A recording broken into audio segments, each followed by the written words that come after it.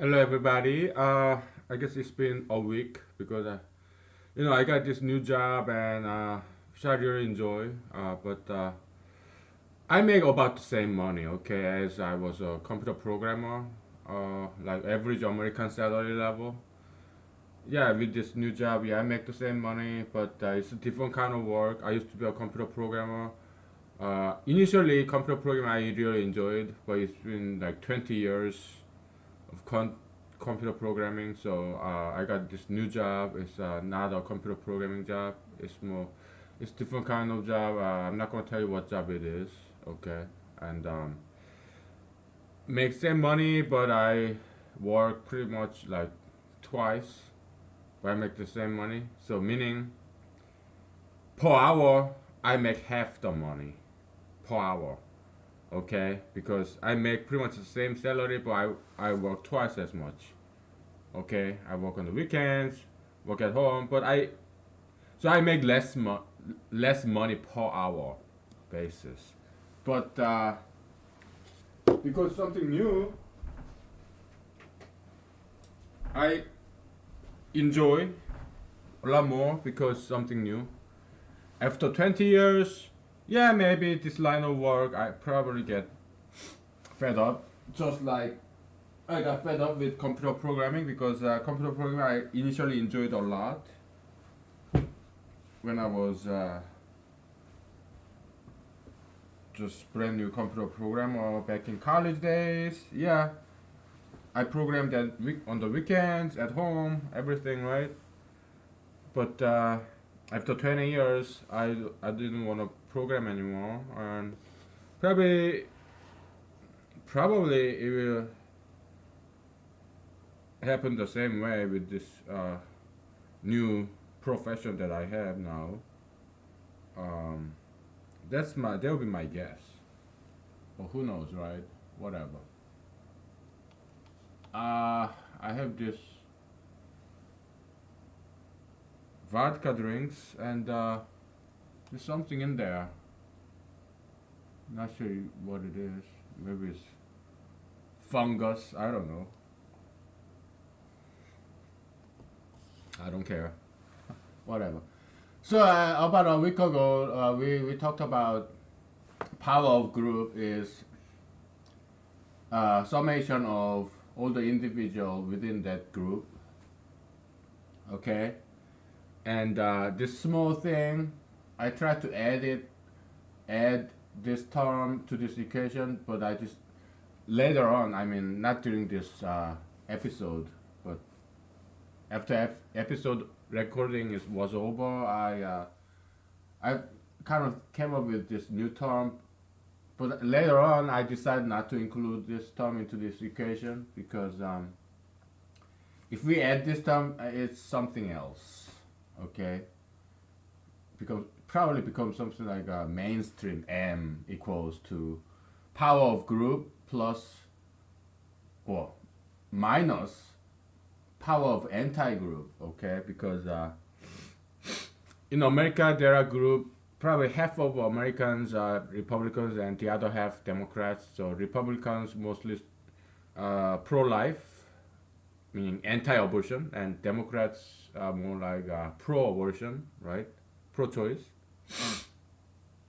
So they are the two conflicting groups, and what happens? We add them together. Power of those two group and anti-group. If we add them together, it may probably become policy, maybe policy, national policy, the final decision, or uh, how would you call it? Mainstream? I don't know. Yeah, so yeah, if you add power group and power anti group about one subject, let's say pro abortion, anti abortion, okay,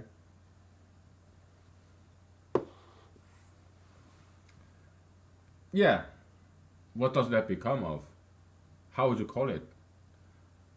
The summation of power of group and power of anti group, the summation, how would you call that? Uh, Decision, national decision, or consensus, I don't know, mainstream or policy, I guess. Okay. Yeah. So it becomes something, right? But let's not add this to this. Okay. Let's not add this term to the main thing. Let's just come up with new equation, something like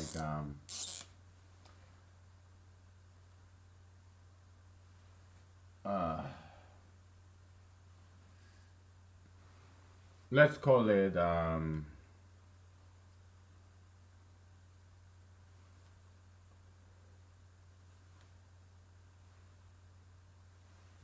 we'll just call it mainstream, okay? Mainstream of a society equals to power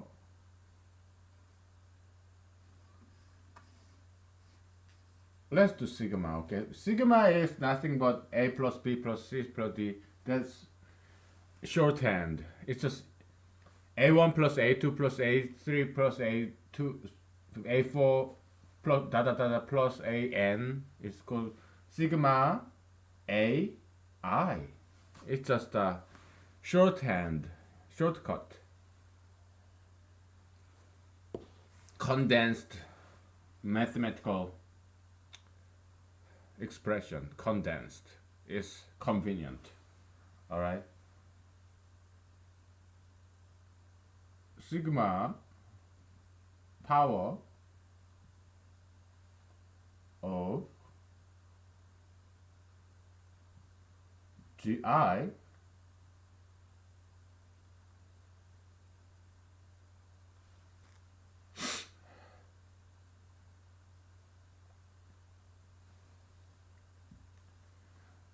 in mathematics for index we typically use I or J or K, okay? But it doesn't have to be that way. Alright? We are summing over G now. G is the index. G belongs to S, society. So, society, one society have many groups. Many groups. Anti-abortion group, pro-abortion group, okay? We are summing them all together and it becomes a society. If you remember this symbol, this belongs like if A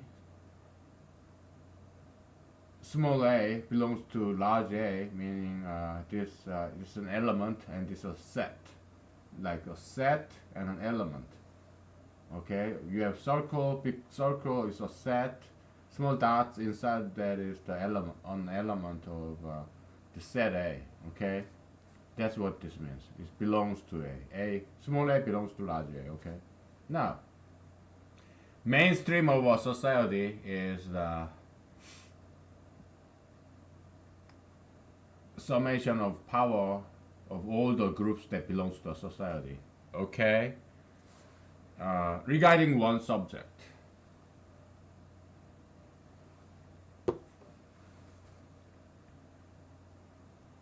you can call it this: one subject. MI, mainstream in terms of I. This it could be about abortion. It could be about taxation. It could be about big. Are you more about big government or small government? Okay. Yeah, there was group and anti-group, okay, regarding every single subject. Some physicists say, oh, there's matter and there's always antimatter that mirrors it. I don't think that's true in the world of physics, but in the world of humanology, it is true. Okay, there's group and there's always anti-group, but the size of them could be different. Okay. They're not always equal. So yeah, many theories in physics is very inspirational, even though they may be wrong in terms of physical world, but it's still very inspiring. Also, many theories in economics is very inspirational. Okay. If we put I here, we are talking about mainstream in terms of what? In terms of some subject, like are you anti-gay group, anti-gayism or pro-gayism or anti-abortion, pro-abortion, that kind of subject. That's what I mean by I. If we put I here, where do we put I here? Yeah, GI. Group about what? You have group. Probably this is we put summation here, but probably it's just there are just two terms here, like group and anti-group, because we don't care about neutral ones when we make summation because they are zeros. Okay, so either you're pro abortion or anti-abortion. If you feel nothing about abortion, then you don't count to make this summation. This is just P group minus P anti-group. Minus G is it's a brand new notation we are introducing now.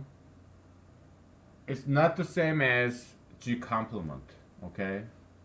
So you have this can you see this? Yeah, it's you can see it. It's universal set. Okay. Actually,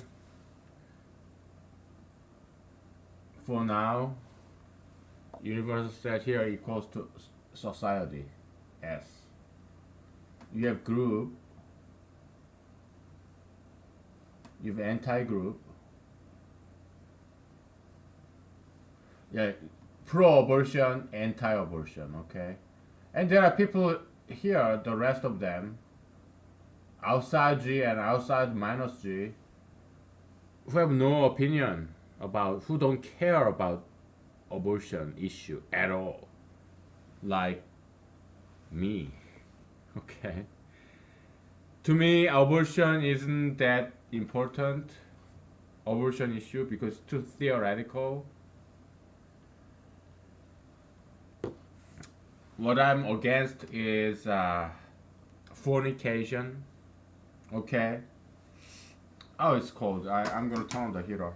I'll be back.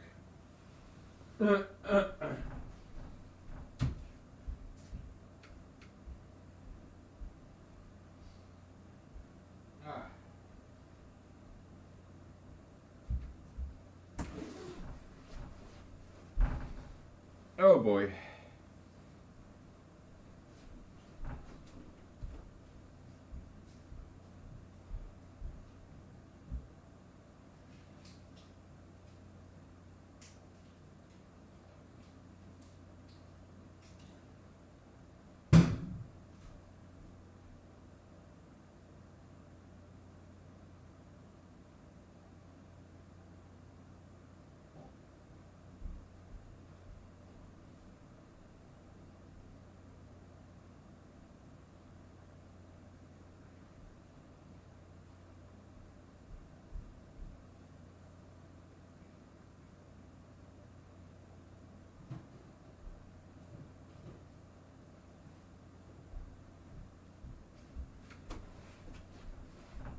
Okay. Like abortion, Christians, many Christians, I've seen them of any age, like Christians, young Christians, like in their 20s, in their 30s, in their even 60s, 50s, Christians of all age, they feel enraged about abortion. They get very emotional about abortion. And some secular people get very emotional about abortion too. Like, so they become anti-abortionist. And actually, it doesn't have much to do with Republican Party. Some Democrats, some liberals, they're strongly against abortion, and to them, it's like murder. Okay, killing fetus is like a murder, And I understand both sides of the equation. Well, right now we're on the same side. Both terms of the equation. Okay, I understand that. Okay, but I'm single and I get to have sex. I get to have a date like once a year. I get to have sex like in a decade, right? But let's say so I'm 40 and assuming I will be living until I'm 90, I have 5 more decades to live, and then probably I will have 4 more sexual intercourses that I will have in my life, and then because it's once in a decade, right? It's not once in a blue moon that I get to have sex. Once in a decade. So, and then let's say I have sex with a woman, and then the condom breaks or whatever, right? So I get a I I don't date young women. So the women I date, if I ever do, like once a year, are like in their late 40s or their early 50s, okay? Because women want kids, and I don't want to have kids, and women want to have kids, and I don't want to waste their time. I'm not selfish, okay? You wanna have kids, you wanna get married and have kids, yeah, then go to someone else who would marry you and have kids. I don't want kids. Period. I don't want marriage. In that regard, I'm very liberal. Okay. Uh, I admire people who get married and have kids and monogamy. Yeah, I admire that. Just like I admire my parents and my friends. They're all married for life. Okay. Of course, some of my friends have been divorced, whatever. Doesn't matter, okay? So they have most of my friends are married, okay? Because most of my friends are like decades older than I am. Because I tend to hang out with people who are older than me, so that because they are my intellectual equals, okay? Because I'm kind of premature because I like learning things rather than just hanging out with friends and having fun. No, I'm more interested in learning. Oh, so that's why I tend to have friends who are decades older than me. Okay, because they have experiences, so I can learn, listen to their stories, and learn things. Like so, I was very close to my grandmothers, my father's side and mother's side, and one of them passed away, and one of them still alive, alive, and I'm very close to my grandmothers, and I love them and they love me, and also I'm very close to my parents too. Okay, I talk to them all the time.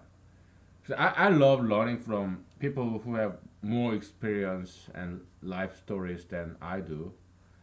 I'm interested in learning. Okay, so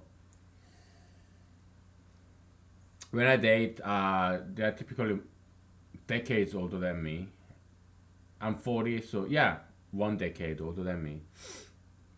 So yeah, but every now and then I date women in their mid 40s, and they are still or in their around my age, in their 40s, but they already have kids. Okay, so they don't want to have kids anymore. So sometimes they're still menstruating and having periods, so they are not post-menopausal yet. So yeah, I have to wear condoms. Okay, so then, but if it breaks, then what I recommend her is take morning after pill. So you take this pill and then uh, you know you prevent pregnancy.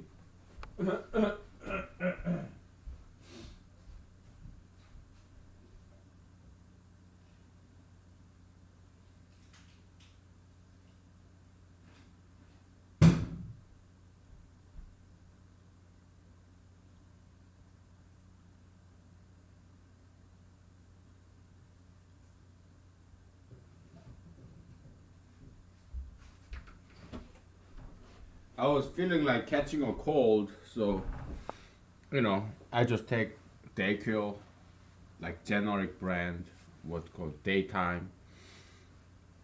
When I kind of feel like my throat kind of tingling, yeah, I just take Dayquil, and it goes away. Yeah, very preventative stuff. So that's a trick for you. I never catch a cold. Okay, you never, I never catch a cold because I take it this kind of a preemptive strike against this cold virus. If I feel like cold, then I take Dayquil and it goes away. Okay, now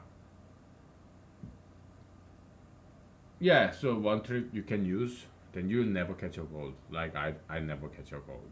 Okay, so um yeah, so yeah, that's what I would do.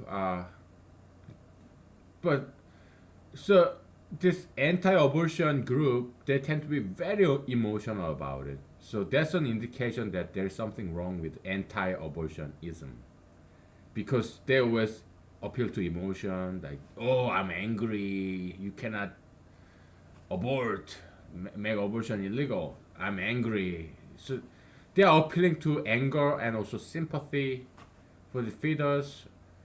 There's something wrong with that because you are not making logical arguments. You are appealing to emotion. So if an ism on ideology is overly emotional, like emotion ridden, just like pro gayism, oh, look at all these poor gay people.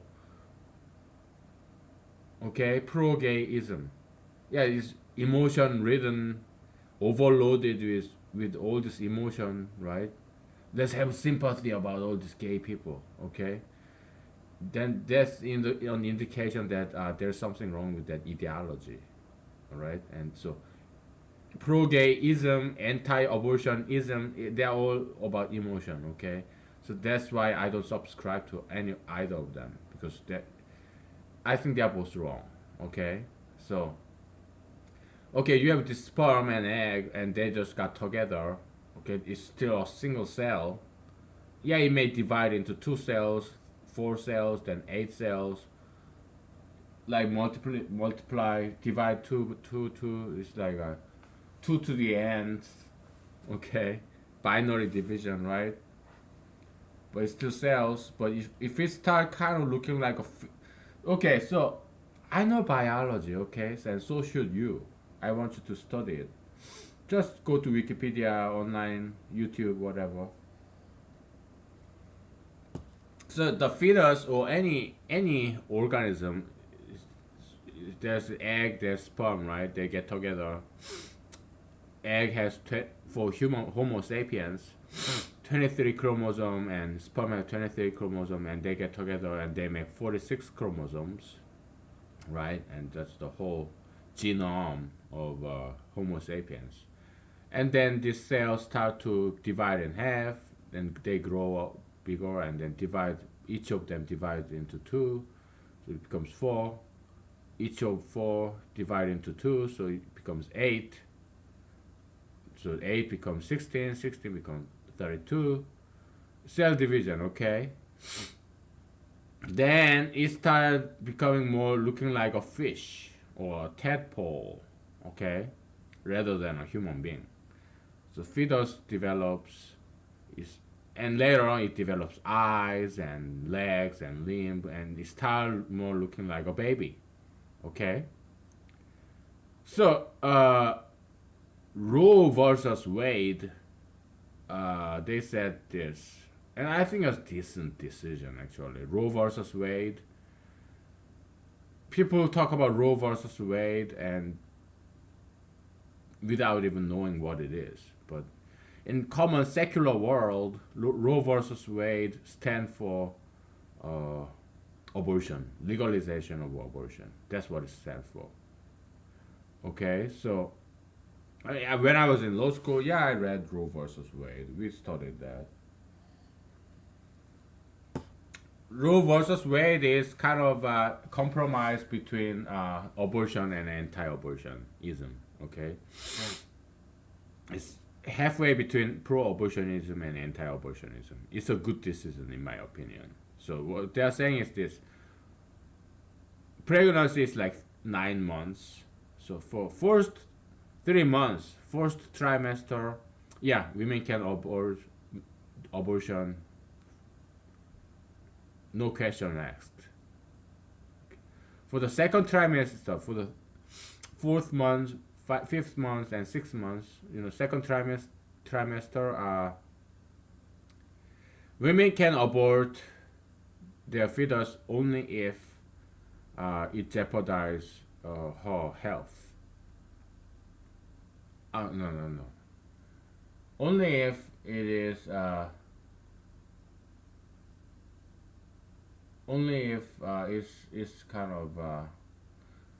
There's something. If only if she has good reason to abort. Okay. The final trimester. Women can abort only if it jeopardizes her life. Okay, so first trimester from the month 1, 2, 3, you have 9 months of pregnancy, right? Months 1, 2, 3, you can abort for any reason. Okay, no questions, no question asked. That's first three trimester. The months 4, 5, 6, you can abort only if it endangers your health. Month 7, 8, 9, you can abort only if it endangers your life. Something like that, okay? So it's a good decision. I think it's a very good decision, okay? So Donald J. Trump and most people, they don't even know what Roe versus Wade is about, okay? It just stands for legalization of abortion, okay? But that's very simplistic point of view. Okay. Well, I guess they're all you guys are all busy, okay? Just like Donald Trump. You have your wife and kids, you have this. It's good that if it's admirable that you have wife and kids. But you Americans, you do all these things that is totally unnecessary. I'm against that. You have pets, and you mow your lawn. What's that about, man? Why are you wasting your time mowing your lawn? I have a house. It's a half acre. I pay mortgage about $1,000 a year. Half acre lot and 3-bedroom house.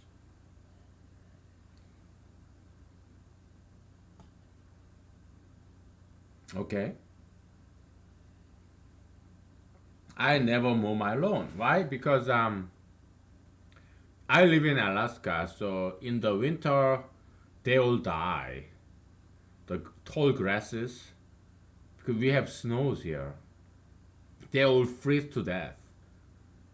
I mean, on the outside, yeah, their roots are kind of hibernating, right, under the ground. But on the outside, yeah, they all fall because we snow, it snows, and they all fall down. Okay, so there is no, they all die. Okay, the grass upper part, yeah, they all die and become whatever, right? Yeah. So I never mow my lawn, and I have no pets because if you have pets, man, I shed enough hair in my house. Okay, I'm losing hair. There's this bald spot because I'm a man, and yeah, I get bald. I'm getting bald, and but I'm taking like biotin.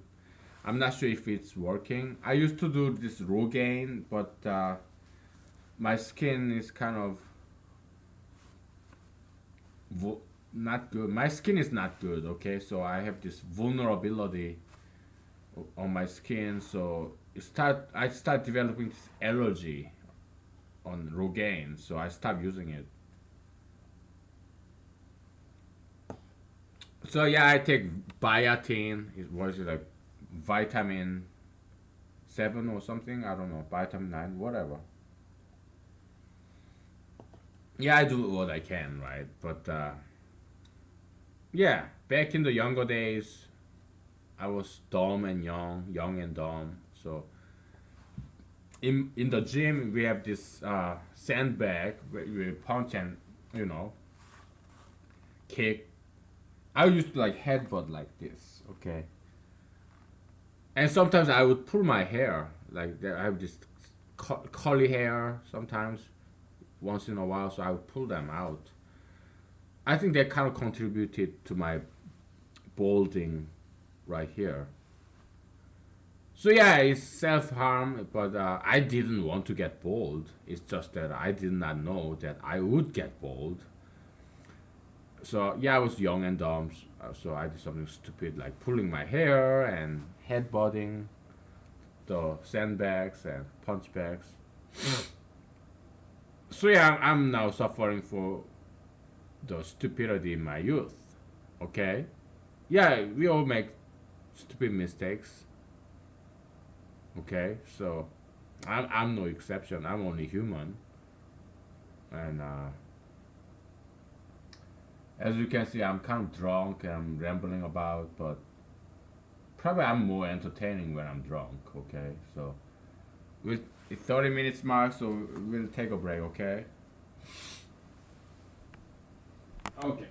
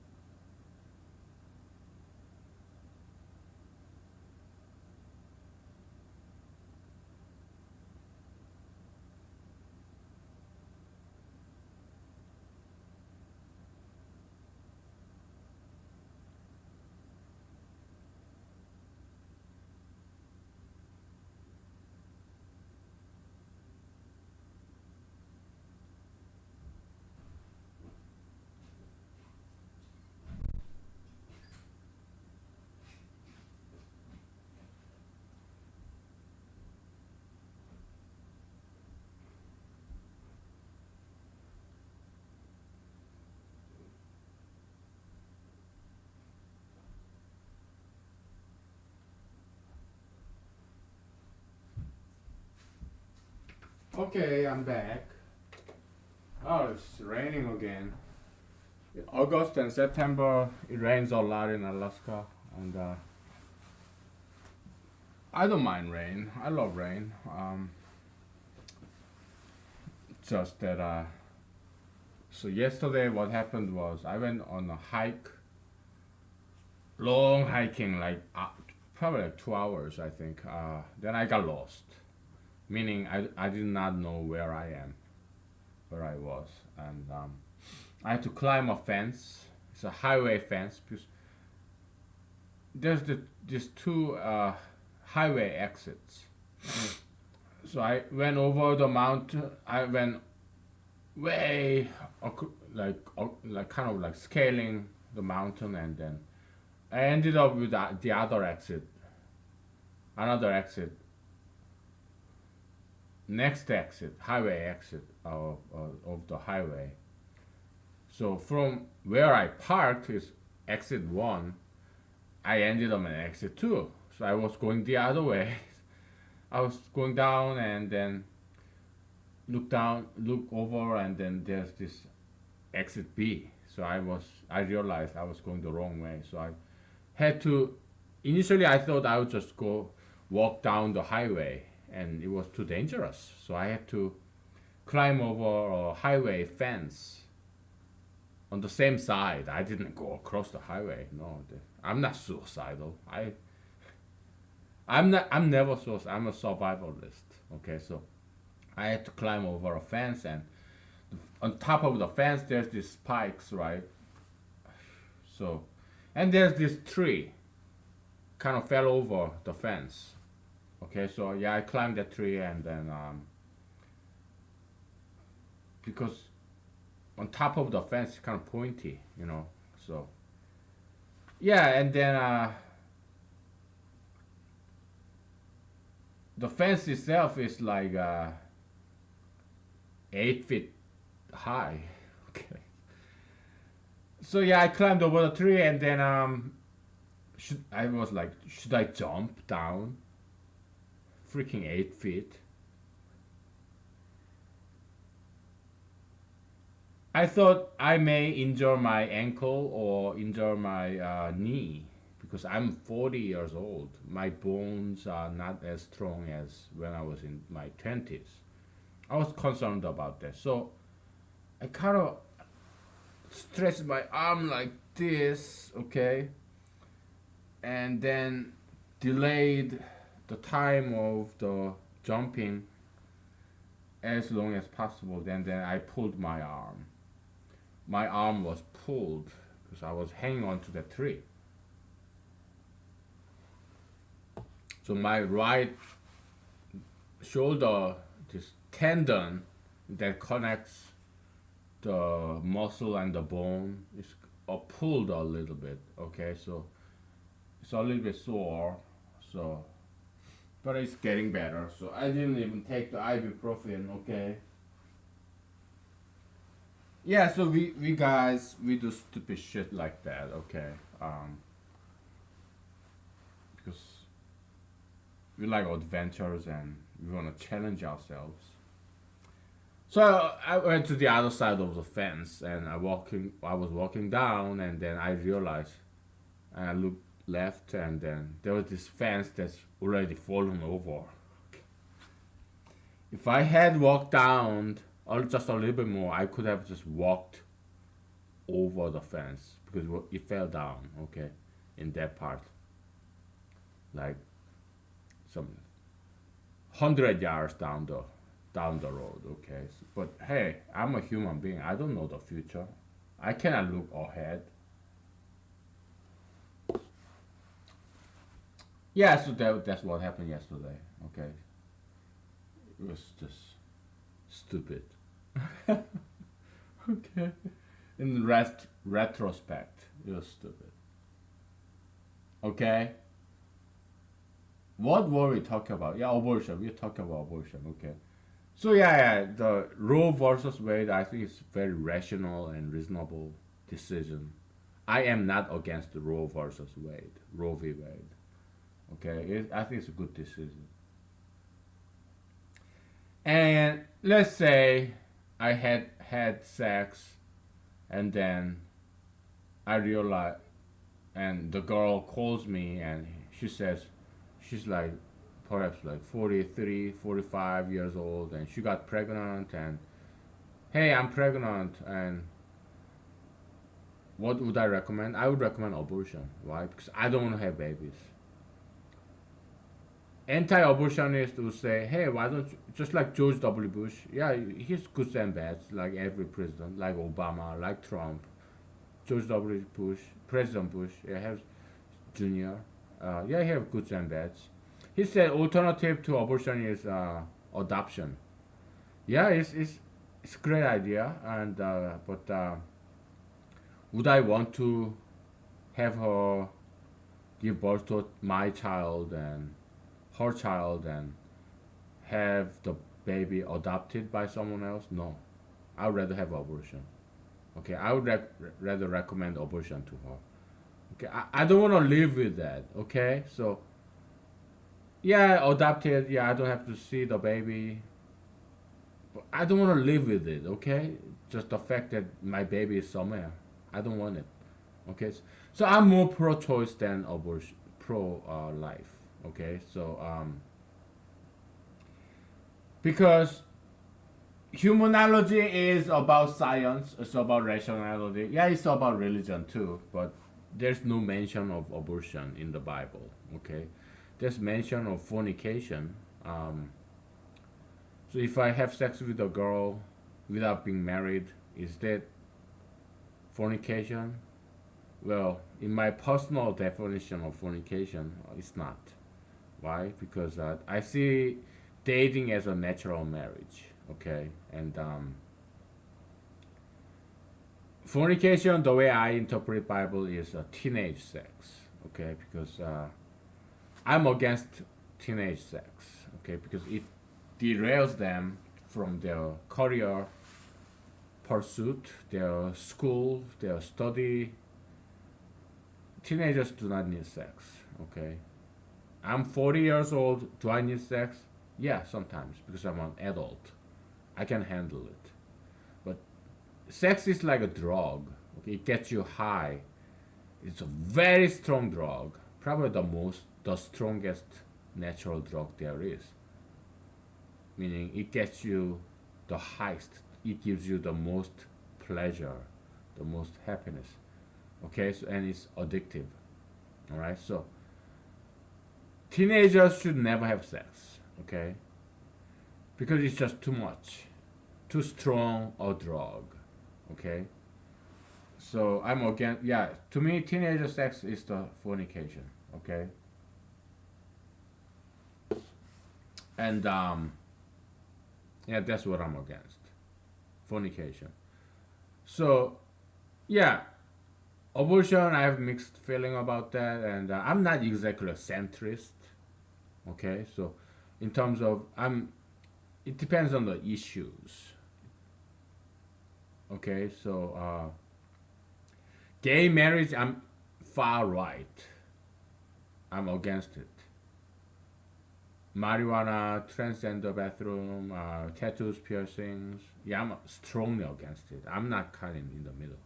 But in terms of environment, abortion, and charity, helping out the poor, yeah, I'm more like far left. Okay. Um, so yeah, I'm not a centrist. I'm not like wishy-washy, kind of in the middle on every issue. No, I'm either far right or far left, or kind of in the middle. It depends on the issue, individual issues. Okay, and everybody is actually mostly. Okay, so let's turn on the heater.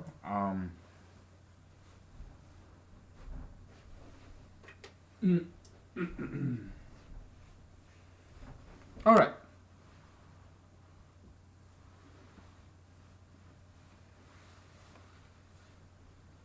Okay.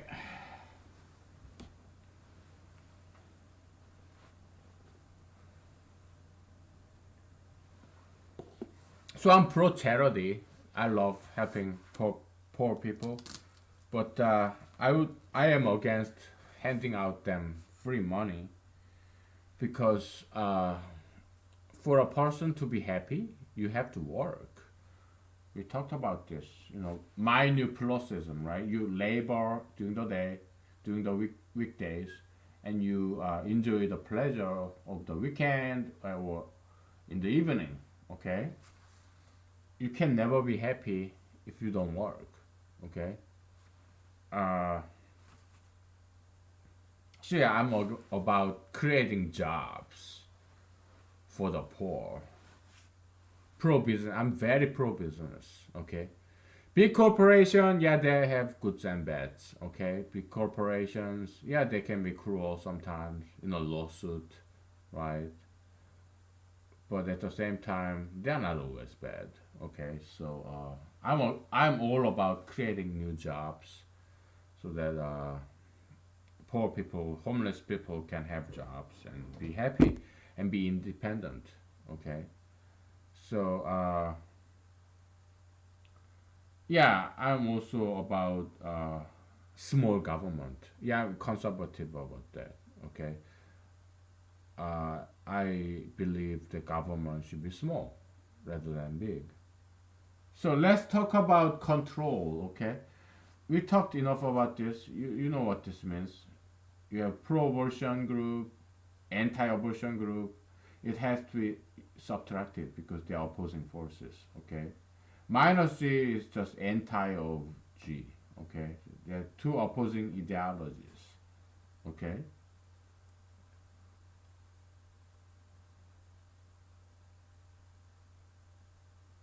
all right. So yeah, G complement is the all the set outside of G. So and minus G anti G is just small another set, and there's other people in the in between, and there's also distance. Some person is kind of neutral, but he's kind of thinking more in line of anti G, like anti abortion. And pro abortion, yeah, this person is neutral, but kind of more sympathetic to pro abortion, okay? So yeah, it matters where you are at in humanological set theory, okay? Or you may be just in the middle, like you have no opinion about that, okay? Enough of that, okay? We'll talk more. Right now, we'll switch the topic to control. What is a control? Okay, in a humanological way of understanding about control, freedom. Okay, we switch topic. You can always rewind this. This look like Pac-Man. Pac-Man eating this dots. Do you know what Pac-Man is? Maybe you're too young to know that, but it's a video game, old Nintendo, Atari, whatever. Okay, so yeah, I in the back in the 80s, 70s.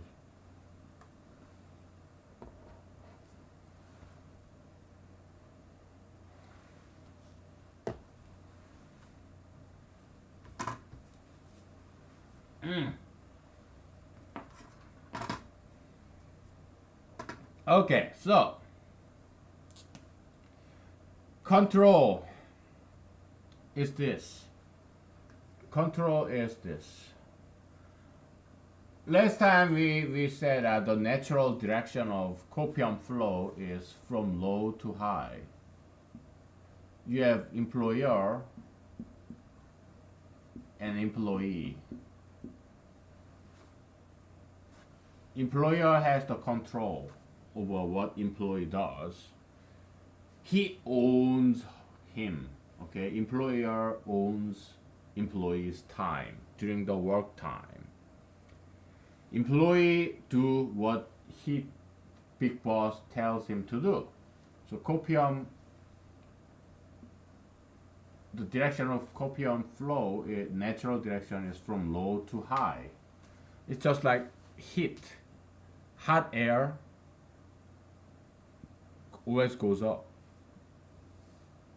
cold air goes down.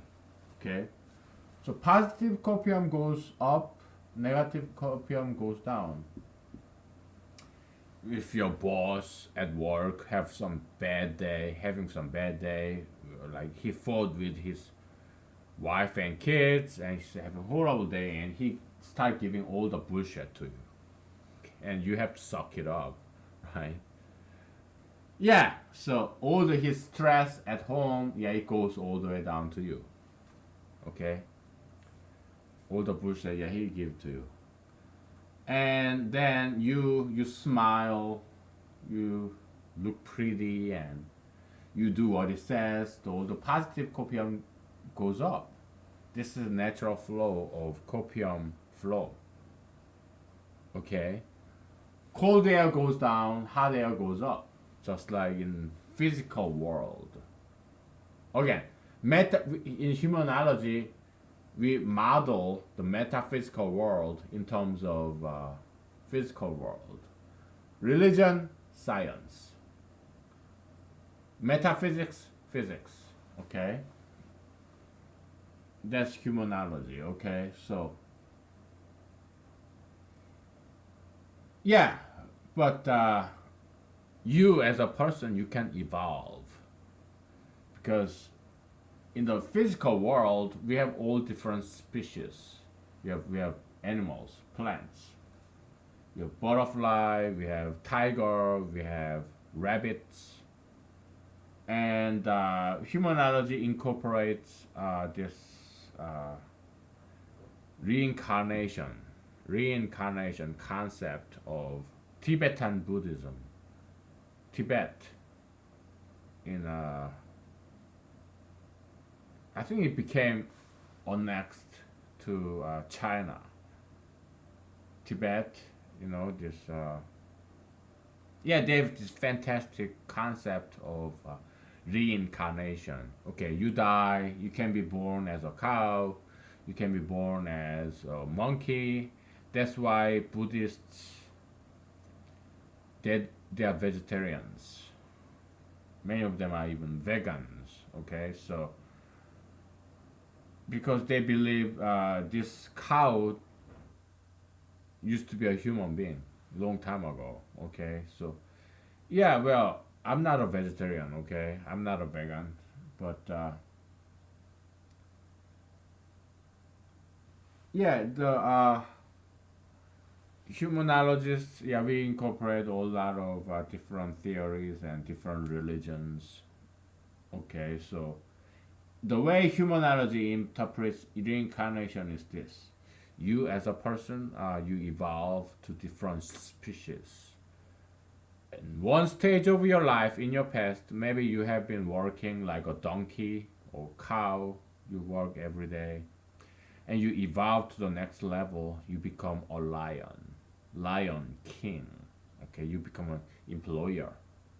Okay, so you used to be an employee, but you work your ass off, and decade later you become an employer or supervisor or sergeant or captain, whatever, right? Or you become a president, okay, or a congressman. You evolve, you move up the ladder, okay. Why? Why do you want to move up? Okay, what's the reason? All right? Why do you want to be promoted? Is it just money? Or is it something else?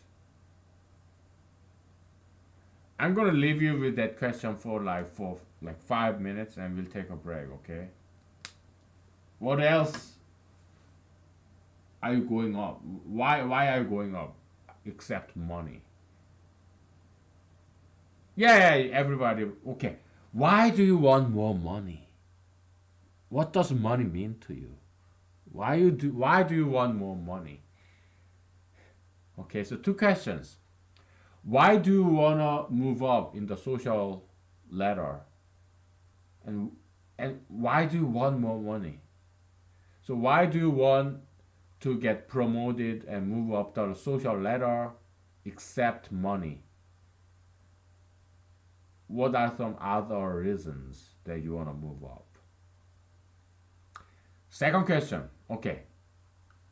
Obviously, you want more money. And why? Why do you want more money? I don't want you to just answer this question very quickly. I want you to think about it. I want you to be a deep thinker. Be more metaphysical than physical, okay? So just be more sophisticated. Don't be just simplistic. I want you to think very hard, long and hard. Go deeper, deep down to your heart, okay? So we'll take 5 minutes break.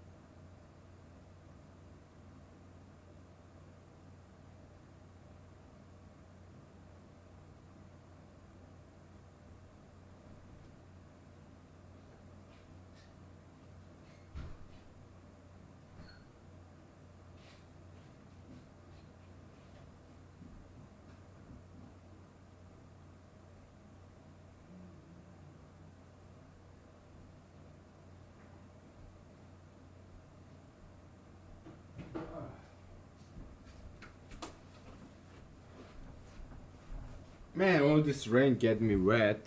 Ah, whatever. It's just water, so it'll dry. Okay, so What's your answer, man?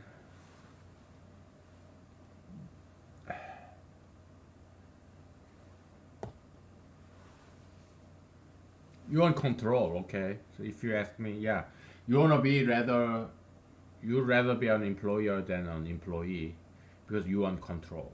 You wanna control people, okay? So money, you want money. Obviously, you want more money. What does money mean? It means control, okay? And what does control mean? I give you like 10 seconds for this. What does control mean?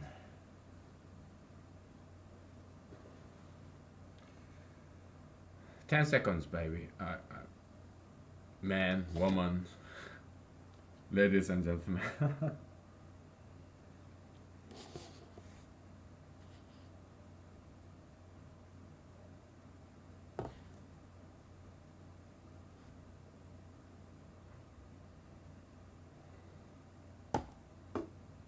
Freedom, okay? Control means freedom. Okay? You get to do whatever you want. Okay. I used to be a clubber. Nowadays, I'm just too busy. I love being busy with a new job that I have. So I don't go to clubs anymore nowadays. I enjoy my new job. But I used to be a clubber, okay? So there are two kinds of clubs, okay? Kind of like dive bar where all the poor people go to. Yeah, that's the kind of place I go to because I'm poor, okay? I middle, right in the middle in American middle class, okay? I'm not a, I'm, am I a upper middle class or lower middle class? I think I'm kind of right in the middle class, okay? So yeah, I pay my bills and I have nothing left. Okay, so yeah, the only thing I can afford is just dive bar where poor people go to, and that's where I used to go to. And but there are second class of bars, the other class, high class bars, fancy clubs. Okay, I have no money to go there. Okay, but if I had more money, then yeah, I can go to either dive bar or fancy bar, some shitty club or fancy club. Okay, I have a choice if I had more money. But if I don't have money, I am not able to go to these fancy, expensive clubs. This space, two different spaces. My choice as a poor man is restricted to only go to this poor bar, this shitty club, as opposed to the fancy club. But if I have a lot of money, I have a choice. I can go to a fancy club or a cheap club. Okay? I have degree of freedom between these two spaces. Freedom, control, same thing. Okay? Now, I have control over the spaces. Now, if you are a boss, you are controlling your employee. Now, you're taking freedom away from this person to yourself. Freedom is something of value and also something of quantity. It's a quantifiable value. That's what the definition of general copium is. Special copium is about emotional energy. General copium is anything physical or metaphysical that is quantifiable and valuable. Okay, that's general copium. So, yeah, you're taking copium away from him. You're taking copium from him, your employee. The freedom. You're taking freedom out of him. Okay. Yeah, you give him some money, but you take more than that you give. That's employer. Okay, you are a predator. You are prey. You're lion, rabbit. Okay. Good thing is you can always evolve up. Right now you're a rabbit chased by an wolf, a fox, A lion, you're a rabbit, or a deer, you're herbivorous. Okay, carnivorous. You can evolve to be an employer. I don't say lawyer. No, employer. Okay. You can fucking evolve. I'm sorry. You can freaking evolve to be an employer. Okay. That's what most people do. I mean, most employers. One time in their life, they used to be an employee. Even Donald J. Trump, who was born with a silver spoon. Yeah, he used to work for his father, an employee. Okay, it's not like other employees though, because he's he's the son of the boss, so he got all the special perks and special treatments, unlike the rest of us. Yeah, but still, he worked for his father. I'm sure he got yelled at sometimes by his father in his real estate development business. But yeah, he had to suck it up sometimes, get yelled at, and yeah. Later on, he evolved to be an employer. He has his own business.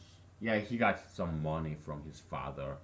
We don't know how much. Some say Donald J. Trump is just million, but some say it was more than that.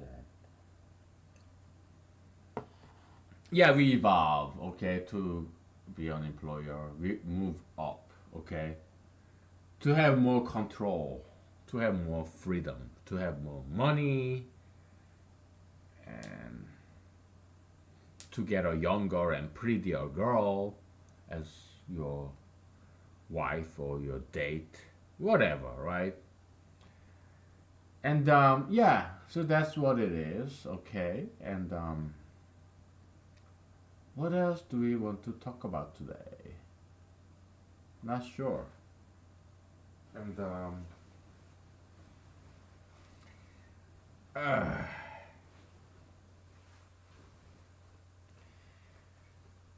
so how's my presidential campaign going? Well, kind of abandoned at this point, and because I have this new job and I'm preoccupied with this catching up task, working overtime. Nobody asked me to, okay, but I want to do good. It's something for now, I feel passionate about. 20 years ago, I felt very passionate about computer programming because I knew nothing about it. Okay, so I'm at that stage where I'm learning something new, got a new job, so I'm catching up. I feel very passionate about. Okay, so I'm not gonna tell you what it is, okay, but why? Because it's funny. I will tell you all about my current job after maybe years or decades later, because I don't want to lose this job. Okay, so I cannot talk about this job because I don't want to lose it. All right, and after years, after decades, if I move to some other profession like politician, if I become a politician, yeah, then I can talk about this previous profession that I'm doing right now. But until then, you have to just guess what it, guess what it is, and okay. What else can we talk about humanology? Yeah, okay, let's go back to the equation, power equation, okay? We talked about power of group. So we initially said power of a group is equal to sigma summation of power of individuals, where individuals belong to this group. But that's not, that's kind of simplification. Okay. there's actually one more term. Oh, times view. Viewpoint of these individuals on this ideology of this group. Group is equal to members, individuals that belong to the group, and rules. Set of individuals and set of rules. Okay, that's a group. Let's talk about government. Are you more about big government or small government? Okay. Set G is, let's say you're about big government. That if you're about small government, like Republicans or conservatives, then you have set of rules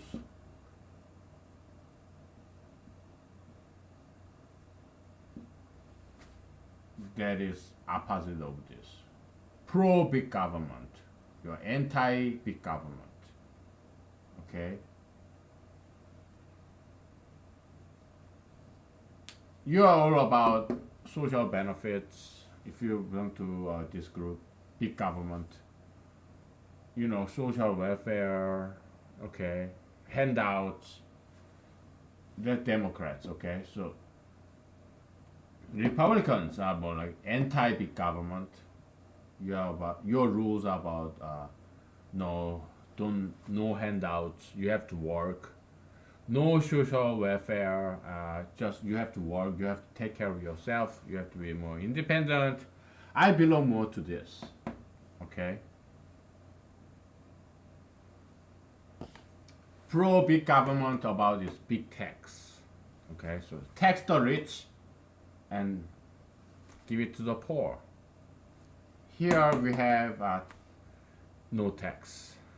Okay, you make your own money, you keep your money. I'm more to this. I personally I'm more to this. Okay.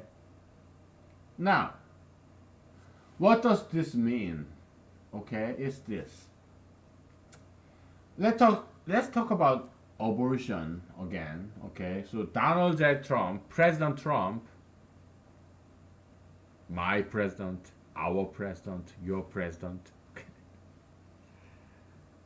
Forget about politics. Okay, so just be objective. Okay, humanology is about science and religion. It's not about politics. Okay, politics, religion, same thing. But yeah, let's be objective. Okay, just come along with me. Okay, so Donald J. Trump, he in terms of abortion and about gay marriage, he's kind of neutral. Okay, so wishy-washy.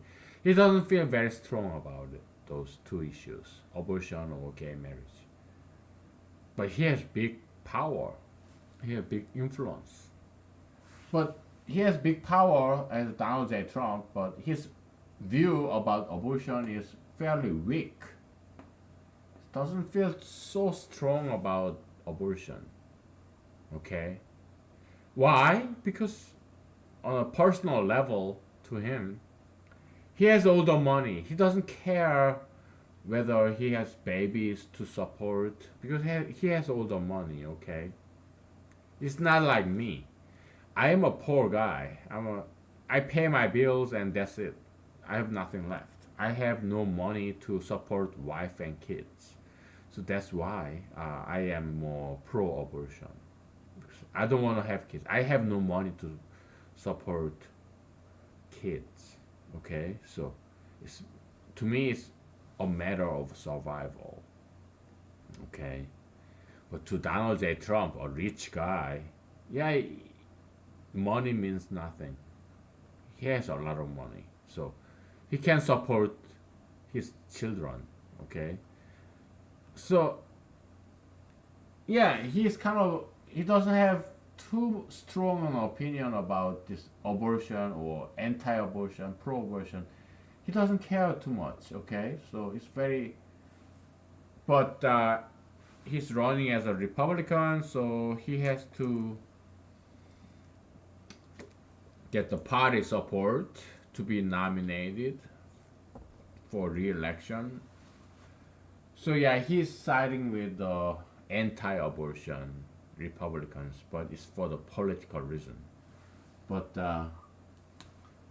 so uh, we're gonna give this multiplications or multiplication of these two terms into one. We call it influence. Okay. There's too many eyes here. What's some a synonym of influence? I'm asking you. Because there are too many eyes here, so we gotta come up with a new letter, new alphabet. Influence, impact.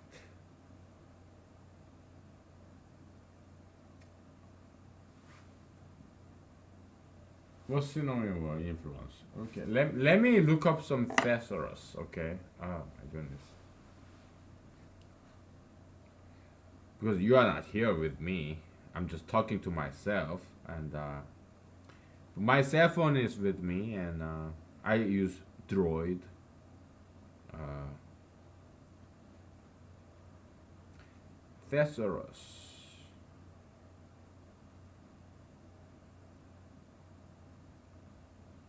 Let's go. Influence.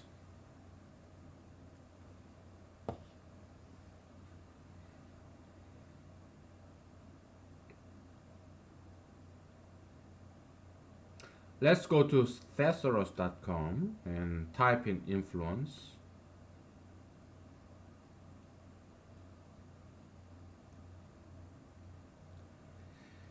And let's see what we come up with. Okay, so we have all these amazing technologies, and we should take advantage of this and move to the next level. Okay.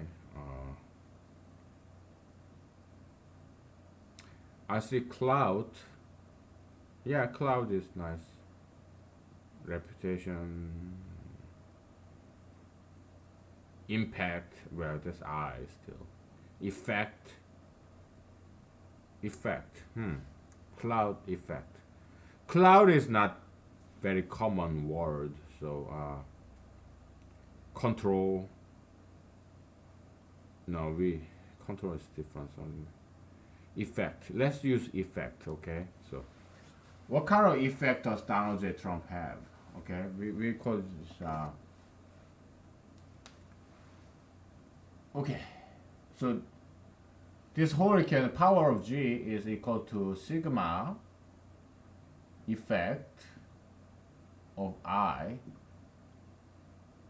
that I has on the group. Okay? Yeah, effect. That's good. And effect EI is equal to PI times viewpoint, view of I on G, this group, this rule, this subject matter. Okay, you got it. So PG equals to sigma of effect I, where I equal to individual belong to the group. Okay, so Donald J. Trump does not have too much. Okay, so effect of Donald J. Trump on abortion group is equal to power of Donald J. Trump. Let's say this is a 100. He has a lot of power as the president.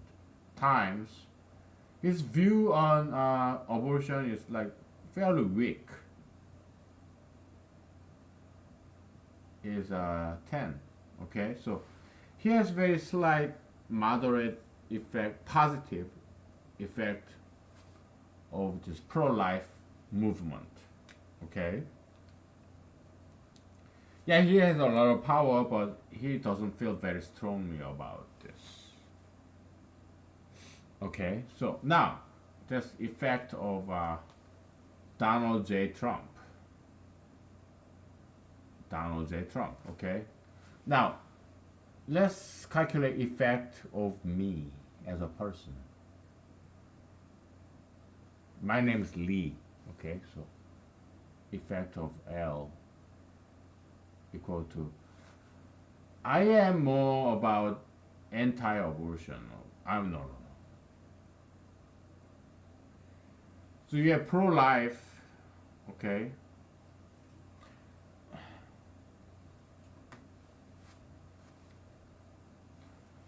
I'm more like I'm more pro-choice, okay? So I see pro-choice as something positive.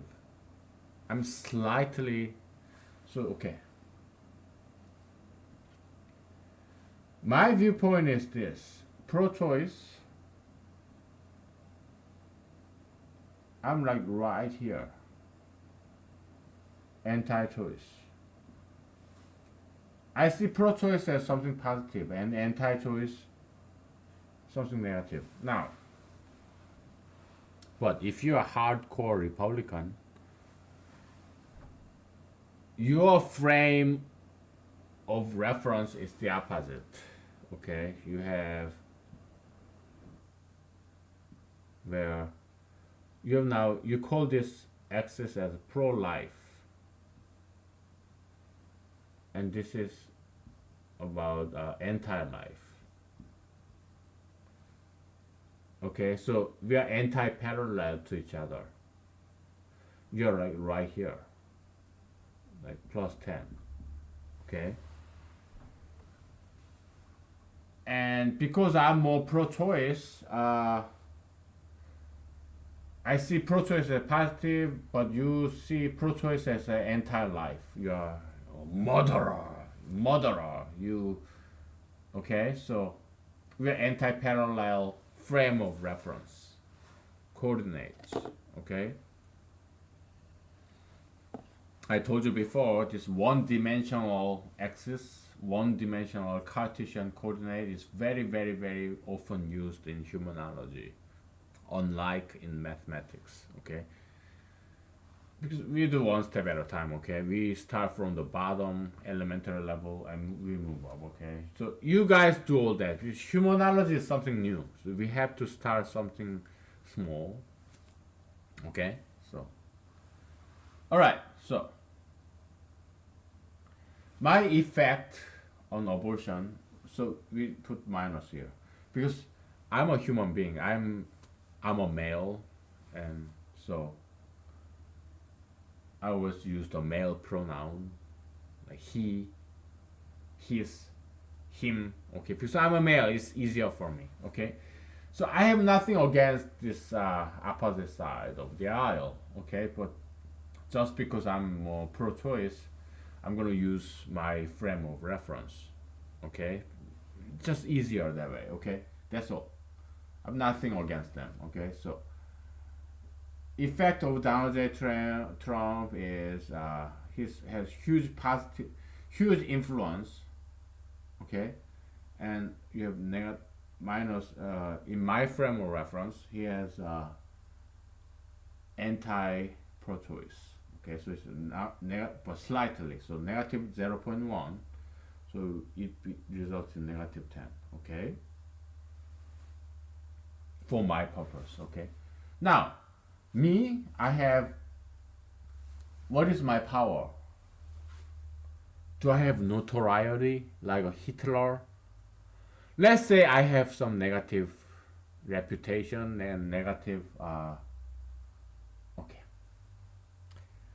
let's say in general not many people know me. Okay, so but a few people, I have friends and acquaintances, and my general reputation is positive. Okay, and so let's put my power as 0 point positive 0 0.1, 0.01. I'm not famous, so I have very little power, but it's something positive because most people who love me, most people love me. There are very few people who love me. Actually, there are no people who love me.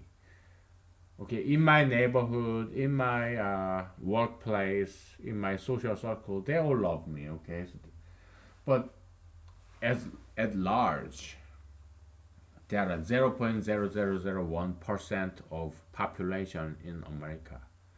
So I have very little power, but it's something positive times. But I very strongly feel about pro-choice 100. Okay, if you multiply that together, then it becomes one, positive one. Okay, Donald J. Trump, yeah, he has big influence, but he has a very small opinion, but it becomes negative 10. My effect is plus 1. This guy, negative 10. So you got the idea, okay? I have very strong opinion about it, and but very small influence because so it multiplies up to 1. Here, very big influence, very small opinion about it, but still negative 10. So absolute value of these two is 10 versus 1. Absolute value, you disregard the sign. Okay, so you turn all of them in positive. So that's the magnitude. Okay, magnitude 10 versus 1. Okay, so he has more effect, influence than me, although he feels less strongly about it than me. Why? Just because he has more power. Okay, so he has more power, so even though he has very weak opinion about it, he has more influence, effect than me, who feel very strongly about it. Just because I have very little power, I don't count as much. That's why people want to have power, money, power, and fame so that they have strong influence, effect on society to control other people. Okay, let's take a break. All right.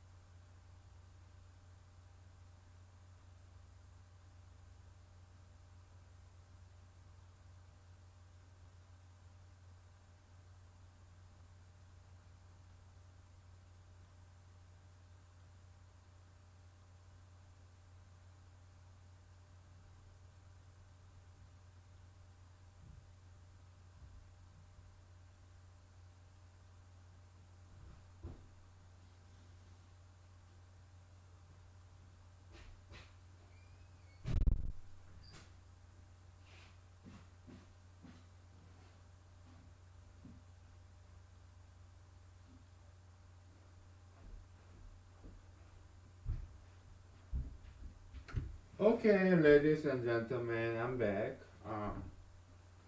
We talk about three more things. Yeah, you heard me right. Three more things. Before I forget, let me write it down. Three more things. We'll talk about the good and evil, what Jesus' response to God's creation of evil.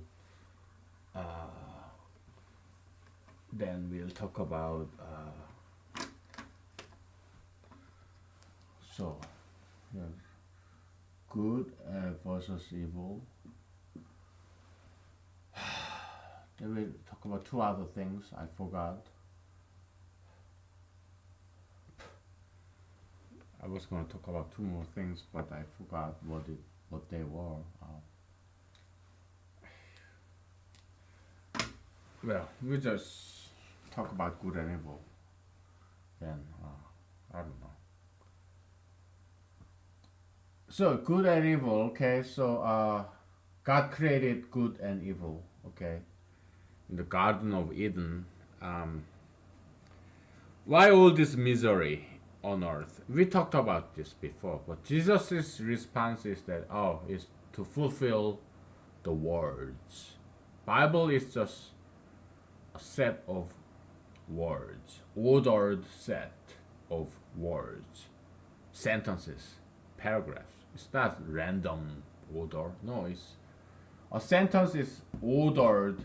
It has this order. You have subject, you have verb, you have noun as an object in grammar, English grammar, right? Yeah, ordered words. That's Bible. Nothing but talks. There are no actions, okay? Yeah, there's printing and reading, writing, whatever.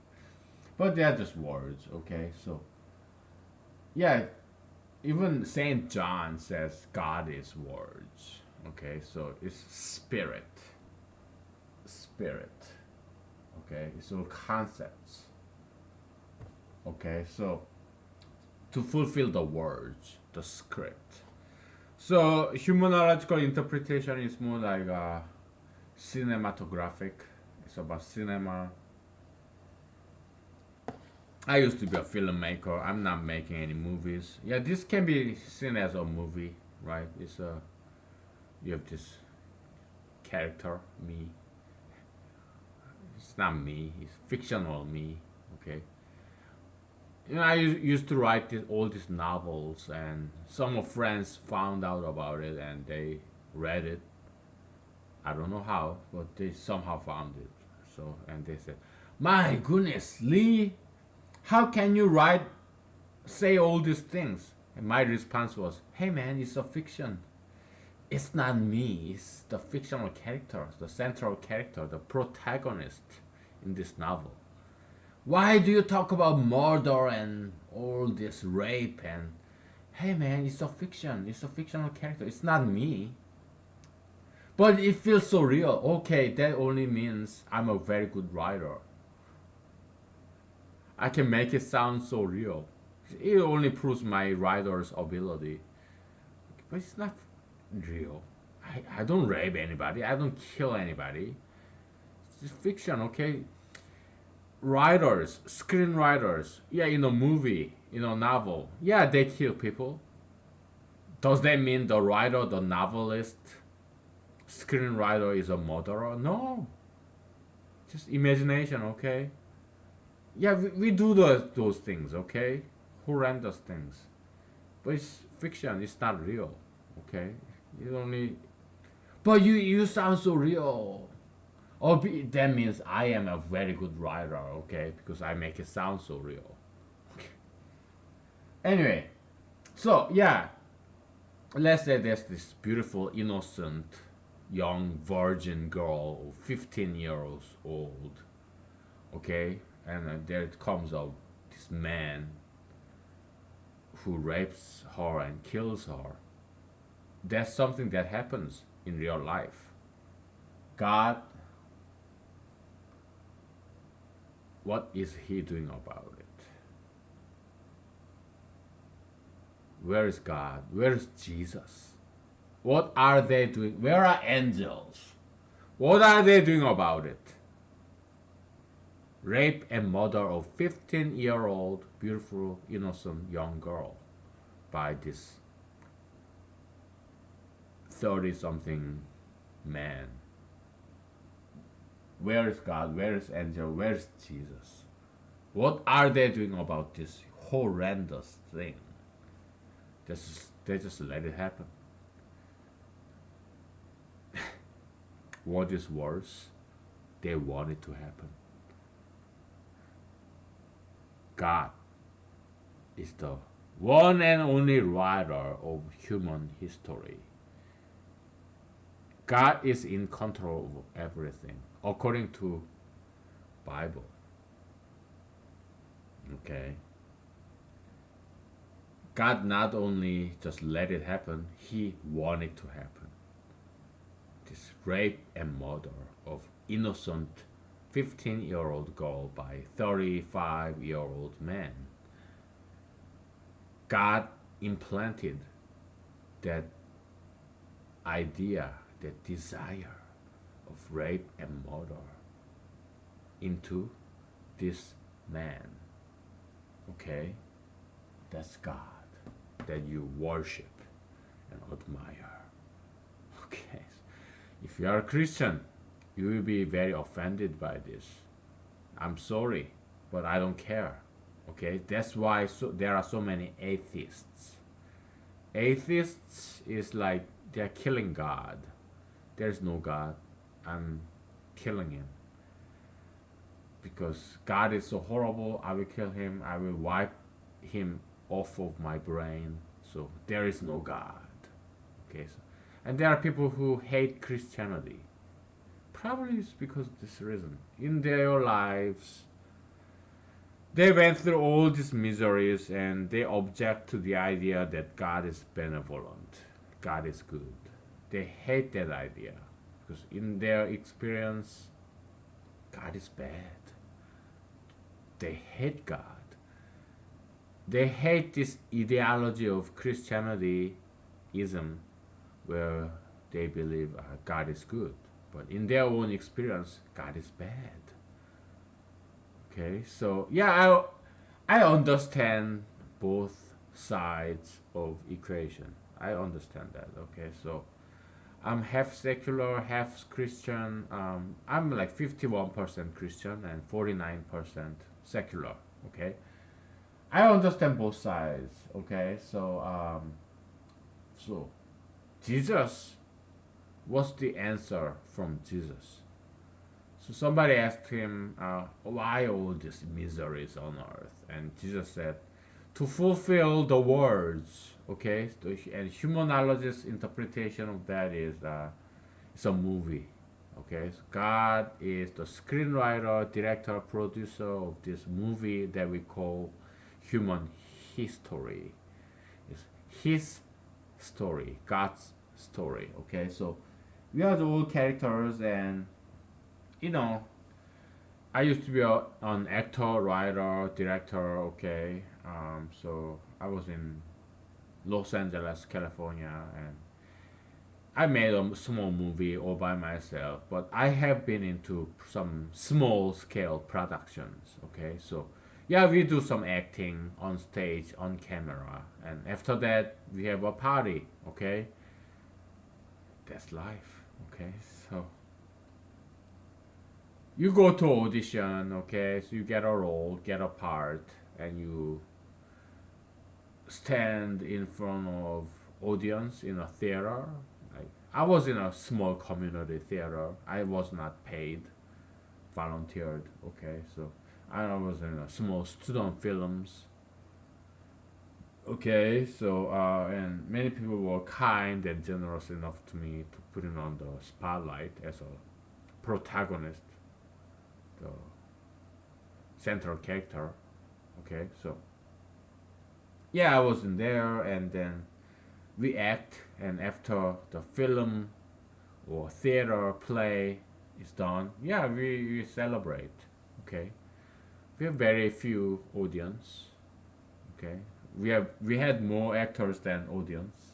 Okay, It's small scale stuff. So, yeah, that's how humanology interprets life and afterlife.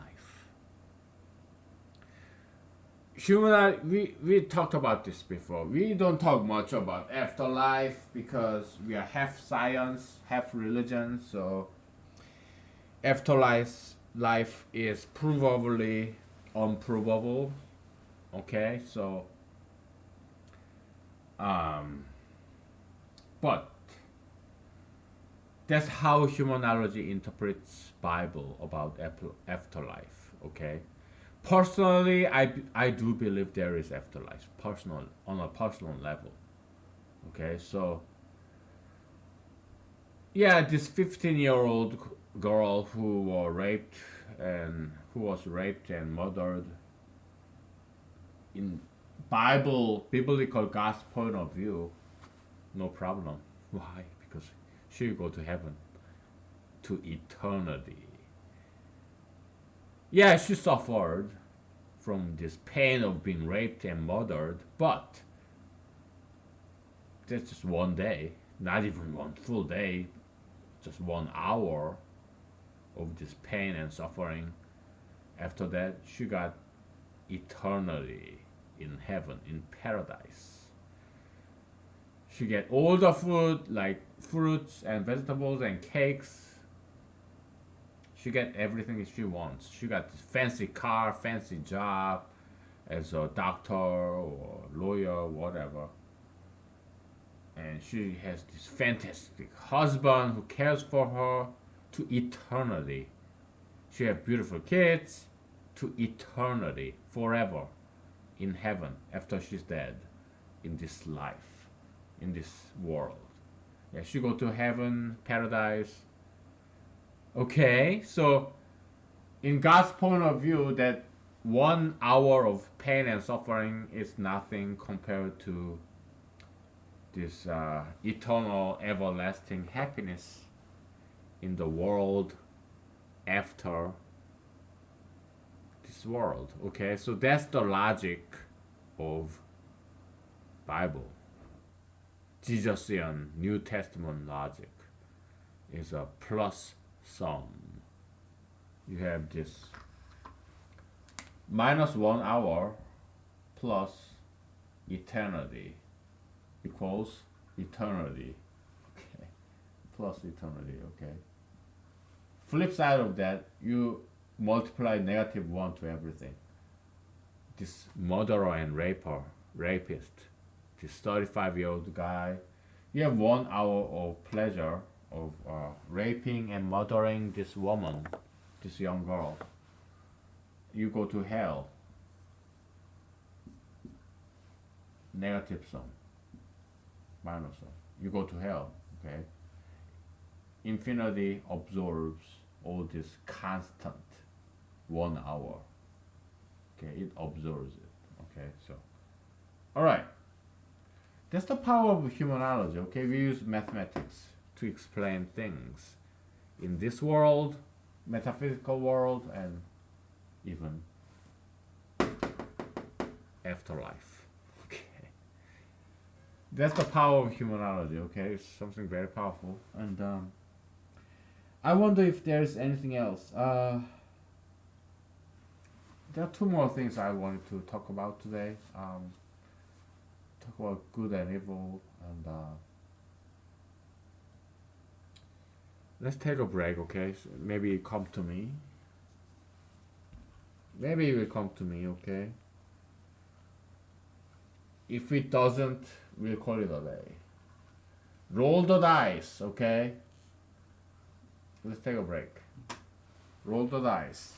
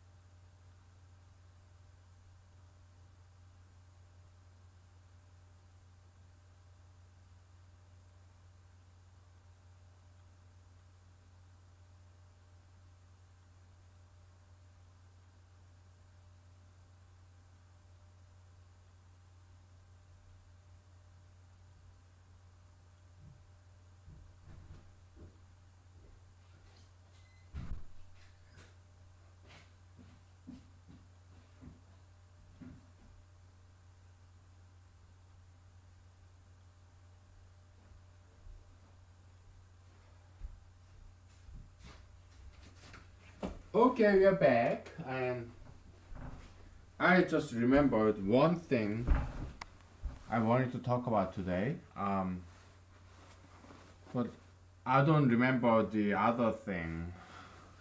Okay, there were two more things I wanted to talk about, but I just remember one thing. Okay, and before I forget, it's about prediction. Okay, prediction.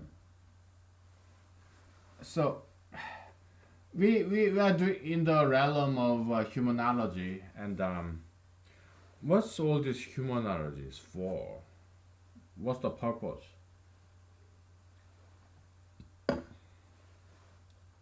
It's mostly intellectual entertainment. You know, I was in a PhD program, okay, in one of the Ivy League schools. So scientists like PhDs, they talk about what's interesting. Oh, this subject, this theory is very interesting. Okay, so yeah, let's write a paper. So it's about and editors of these journals, scientific journals. They base they have like let's say 100 submissions, right? And they select 10 of them, and based on what's amusing, entertaining, and interesting scientifically, okay? It's intellectual entertainment, okay? That's what it's about. Okay? Human knowledge is about, okay? It's intellectual entertainment. It's like stand-up comedy, sit-down comedy, one-man show, okay? It's about entertainment, okay? So that's I'm doing this for fun, okay, as a hobby, all right, pastime.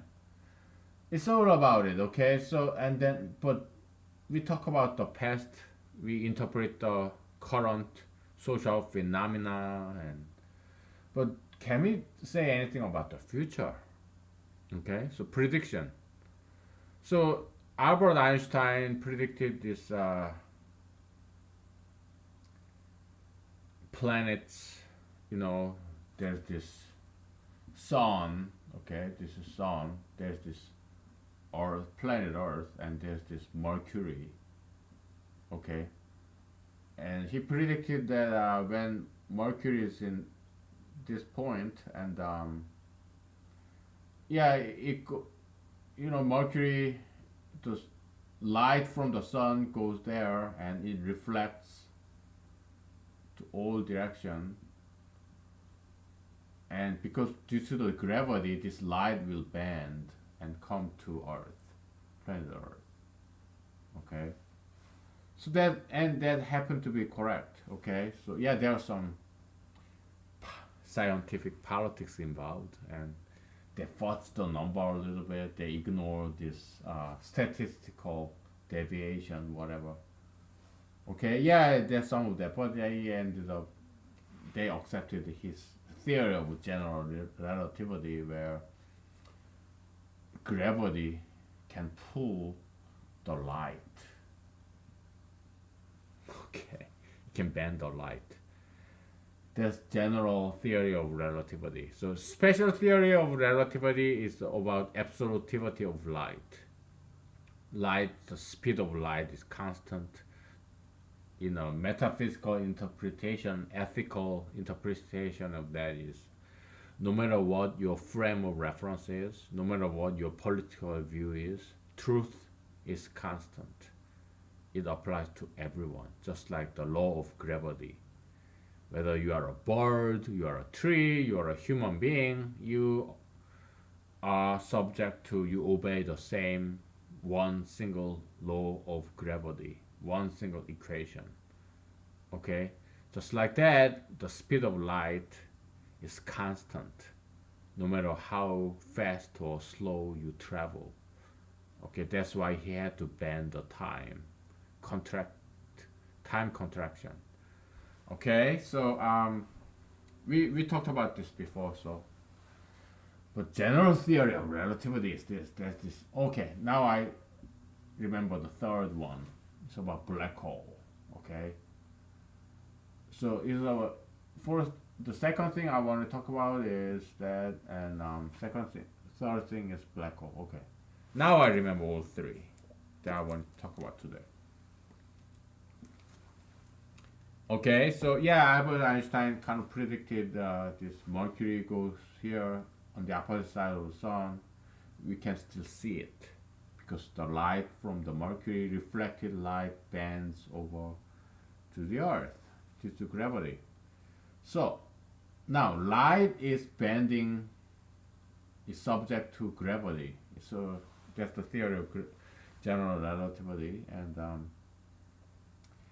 so if there is strong force in a very massive, this black hole, whatever, sun, it can bend the light. So Einstein theorizes that even the light is subject to gravity. Okay, so the metaphysical interpretation is this. Humanology takes Christianity as at least a partial truth about ethics, about the universe. Okay, so that's humanology's point of view. I'm not saying it's right. I'm saying that's just the viewpoint that humanology adopts, partially at least. Okay, so we are now living in the age of moral reversal.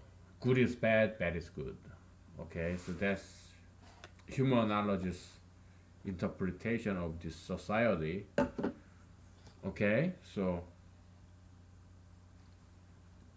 truth is, the fact is, universal truth is, everybody loves babies. They see babies as beautiful. Young children like toddlers or 5-year-old children, they see them as beautiful, right? Because they are clean, they're pure, innocent. What does that mean? They have nothing on their skin. They're just clean skin. No matter what their race is, no matter what their skin color is, they're innocent. Okay, that's why we love children. They're beautiful, universal. Everybody loves children. Okay, so and now you have tattoos. Okay, tattoos, piercings. They're like scars. All right, so the fourth thing we talk about is judgment. Okay, judgmentality. You are judgmental. I'm not judging anybody else. Okay, I'm judging ideologies that's possessing people. So, tattooism is an ideology that God created. Okay, it's an evil in the eyes of humanology.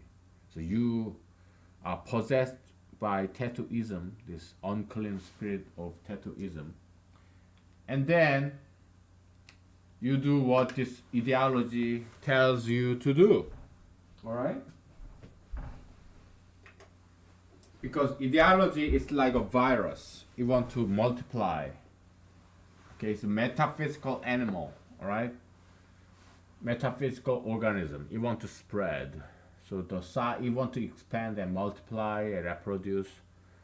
So it eats people. Okay, this tattooism gets bigger and bigger and multiply as much as the number of the people who subscribe to this tattooism, the number of people who get tattoos. Okay, so you kind of self-destroy your natural beauty by all these tattoos, like here, all over your body, and you become ugly. Okay, and you see it as something beautiful. That's moral reversal, aesthetical reversal. Okay, you see something ugly as something beautiful. You see something beautiful as something ugly. So you are being the agent of the devil. You destroy beauty. Okay, that's tattoo artists, piercing artists, plastic surgery surgeons. Okay, women were born with this beautiful natural breasts, and you go to plastic surgeons and you make like this. Okay, so yeah, and tattoos, piercings, plastic surgery, and obesity, sugar fatism. Okay, I'm kind of guilty about this because I bought this peanut butter and bread, and at least this 12-grain bread. But still, I bought this peanut butter and hazelnut spread and honey, and I also bought potato chips too. Okay, because I have been overtime working, so in this new job, so something has to give. Okay, so but good thing is I had this leverage. I have been fasting. I did not eat those junk food. Now that junk food is something new to me in a long time, I get I take great pleasure eating them. Okay, so I had this leverage, accumulated leverage of fasting in terms of sugar and fat. Okay, because if I had been eating all this junk food, then there is no leverage. It's something old and nothing new, so I don't get any pleasure off of it. Okay, so it's the difference between the past and the present. Okay, so that's the value of fasting. Yeah, you eat food every day, 3 times a day, but if you have been fasting, like in Islam, Ramadan, after the fasting is over, you eat food and same food, but you get extra pleasure. It's the leverage you have been saving, storing, accumulating in the past while you are fasting. Now you have this minute plastic, minus plus minute plastic uh, course, minute plastic path, minute plastic process. Okay, you are fasting and then you are feasting. Okay, so that's the concept of metaphysical leverage. All right, temporal leverage. Anyway, so prediction, humanologist prediction is that sugar fetishism and gayism and plastic surgeryism and tattoo piercism, they will all go down the ditch because they don't have any good foundation. It's very Jesusian concept. Jesus talked about this castle built on sand. Okay, so you see babies as someone beautiful because they are clean, and you are contradicting yourself by tattoos and piercings. You are making yourself ugly. So in the end, people will realize, yeah, it's something bad, something to abolish. Okay, sugar fetishism, same thing. Yeah, it's sweet, delicious, but it's bad for health. It's all about logic. Okay, it's the logical foundation built on the stone, built on the rock. Rock, that's logic. Okay, so gayism, yeah, males are promiscuous. So two males, they agree that it's okay to be promiscuous. So they have sex with other guys and they get AIDS and other sexually transmittable diseases and they die. Okay, so logically, gayism is wrong. It's harmful, not neutral, but harmful, deleterious, evil. Okay, lesbianism, yeah, two girls get together and then because they are not visually oriented gender, so they don't care about how they look because they don't have male counterparts, so they let it go. They have haircut short because it's heavy and cumbersome. They cut out their breast because it's heavy and cumbersome, and they eat all they want. They get obese, and they could the tattoos and piercings because it's the mainstream thing nowadays. Okay, so they lean on the power. They depend on the power of this pro tattoo piercism. They look ugly, so in the end, people will realize, oh, lesbianism is just ugly. Okay, so let's abandon that. So that's the prediction of humanology. Okay, blah. What does blah mean, man?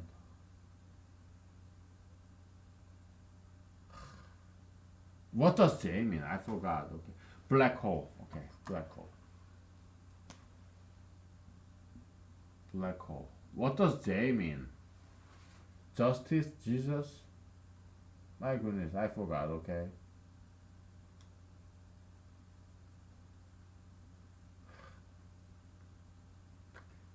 Yeah, marijuana. Yeah, I don't smoke marijuana, but I'm old. I'm 40 years old, and I'm talking about a lot of things. So I guess I'm suffering from short-term memory loss.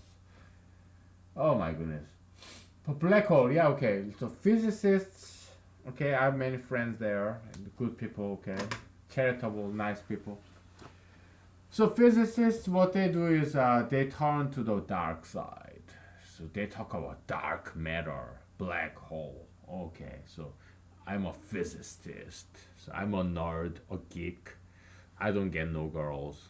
I don't have much money, but I'm smart. So girls love bad boys. So okay, as a physicist, I cannot get any girls. So why don't I turn to the dark side to be a bad boy? So I'm gonna write about black hole and dark matters. Then girls will love me because I'm a bad boy now. Okay, so not just physicists, all these scientists nowadays they're scared. Okay, so politics has overcome the science, so they sell out. They write academic papers that would please the majoritarian populace. Okay, so they lie. Oh, there is this gay gene, or there is this tattoos and piercings are good for health, or sugar and fat are good for health. Alcohol is bad for health, and tobacco is bad for health. Marijuana is good for health. They say all this, they bend the light, the truth, the science. Okay, that's what they're doing. So scientists, they're sellouts. They have become prostitutes, whores. Okay, so don't listen to your doctors. Don't listen to scientists. Listen to me and me only. Don't listen to anybody else. Don't listen to your teachers, your parents. They're fucking sellouts. Okay, listen to me and nobody else. Okay, because I am God's agent. Okay, to me, I'm not a prophet because I'm not famous. Prophet is somebody who is famous and have influence. I have no influence. I'm more like a prophet wannabe. Okay, I want to be famous. I want to save the world. Okay, but for now, I'm just a God's messenger, God's agent, in my opinion. Okay, so try to think of what J stand for. Let's take a break, okay? Then we maybe come to me. I don't know.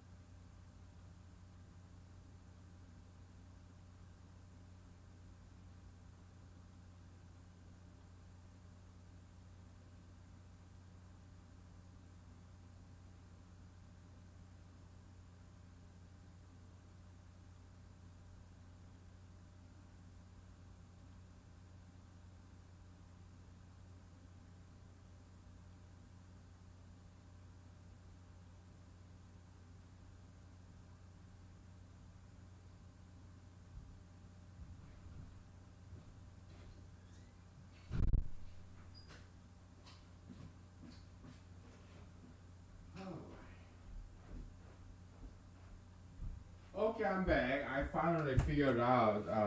It occurred to me what this J stands for. Okay, it stands for judgmentality. Okay, so we talked about this before, but so yeah, I don't judge anybody. Okay, uh, now that I have this job that I'm working overtime, I understand why people get obese.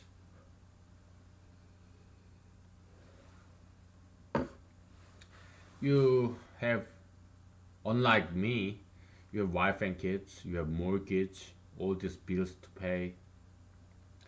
So yeah, you have to work overtime and make more money to feed your wife and kids. And yeah, I understand that. So something has to give. So you have no time to exercise. You need some pleasure because you are dealing with all this stress at work. Yeah, so you resort to sugar and fat, like what I'm doing right now. All this peanut butter and potato chips. Okay, yeah, I understand that. Okay, so I don't judge you. It's just this God created all these evil ideologies. If you are gay, yeah, okay. Let's talk about identity. I've been wanting to talk about this for a long time. So if you are gay, that's not your identity. Okay, they talk about diversity, identity. No, no, no, you are being fooled. You are being possessed by this devil of gayism. That's not you. That's not who you are. It's just part of you. Okay, okay. Let's say you're a gay male or gay female person. It's just part of you. It does not define you. All right. Maybe you have all different aspects of life. Maybe you have a dog or cat, so you're a dog owner, cat owner, and you have this favorite color, favorite flowers, favorite whatever. Okay, you have favorite philosopher, favorite musician. You have all different things. Okay, so being gay is just one small part of you, but you are allowing this gayism to take over you, to wipe out the rest. Now, suddenly this gayism is the predominant, prevailing 99% of you. Okay, I feel sorry for you because you are being possessed by this devil of gayism. Okay, you think you are gay and you are nothing else. That's sad. I feel sorry for you. You are being possessed by this evil of gayism. You identify yourself as a gay man or lesbian woman and nothing else. You are being swallowed, engulfed, and digested by this monster of gayism. Okay? Don't let that happen to you. Okay. You know, I advocate for humanology, but that's just a hobby. Okay? I'm not engulfed by it. I make this videotape like once a week.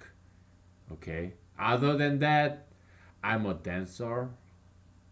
I'm a martial artist. I'm an American.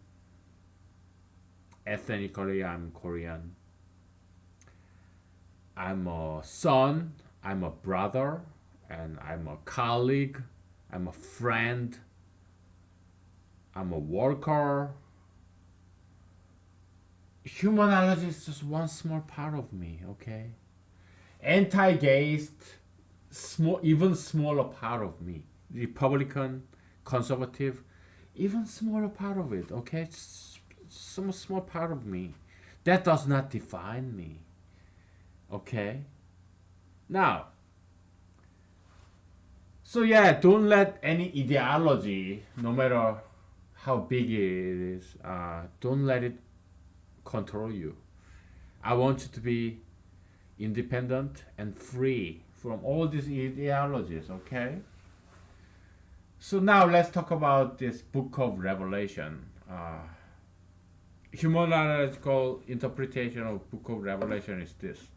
It's what Friedrich Nietzsche, German philosopher, the philosopher of life, eternal recurrence. Okay, so it's a circle. It recurs, happens again and again in a circle. That's how humanology interprets the book of Bible, from Genesis all the way to book of Revelation. It's a circle. It repeats itself in our life, in a micro level or macro level. Okay. Yeah. So let's say you have this job and then you quit. Okay. Then you get a new job. Death and birth. Jesus talked about this. Somebody, Nicola Demo or something, he's a famous guy. He came to Jesus one night because he's a socially famous person, so he did not want to damage his reputation by talking to this rebel Jesus. Okay, so he asked him, "How can I be saved?" And Jesus said, "You have to be reborn." Reborn. Okay, so he didn't quite understand this, but I do. Where I have my humanology has our interpretation. So you have to change your profession. Okay, are you sick and tired of your old profession? Are you a carpenter or are you a lawyer or doctor? Yeah, then go back to school. Okay, so save up some money, or if you're young enough, yeah, go join the military. Okay, so get your GI Bill, serve the nation, and yeah, then go back to school. Okay, whatever, however way you can do it. And if I'm the president in 2020 or sometime after that, yeah, then I make it easier for you. You have this universal bar exam where you have bar exam for French, bar exam for mathematics, bar exam for physics, biology, whatever school subject. You take this one bar exam and you are licensed for it. Okay, we don't care however you study. You can study on the YouTube or Wikipedia or some old edition of cheap books like $5 in Amazon.com. Yeah, you study however, and you're working full time during the day, weekdays, and the weekday nights and weekends you study and you pass this bar exam on whatever subject matter you want. You are licensed, and then you can move on to your next profession. Okay. Yeah, bar exam won't be free. It'll be like $1,000. Okay. So yeah. So my political track is not. It's kind of derailed, distracted by my new job, but it's not abandoned completely. I'm still registered with the Federal Election Committee as the presidential candidate for 2020. Okay, so um, but I'm not gonna spend too much time or money on that presidential campaign because I'm enjoying my new job, and yeah, it's fun job, and I took this job because I wanted to survive. I have to pay my bills, and computer programming. After 2 decades, I just cannot do it anymore. I don't want to do it. It's a torture because I'm a nomadic personality. Okay, I cannot do one thing for very long. Okay, it's like because I get bored. Okay, I want to learn new things. Okay, so so yeah, I had to take this new profession as something. I'm not gonna tell you what it is. Okay, and yeah, that's what. Okay, it's been 2 hours and 30 minutes. Okay, bye.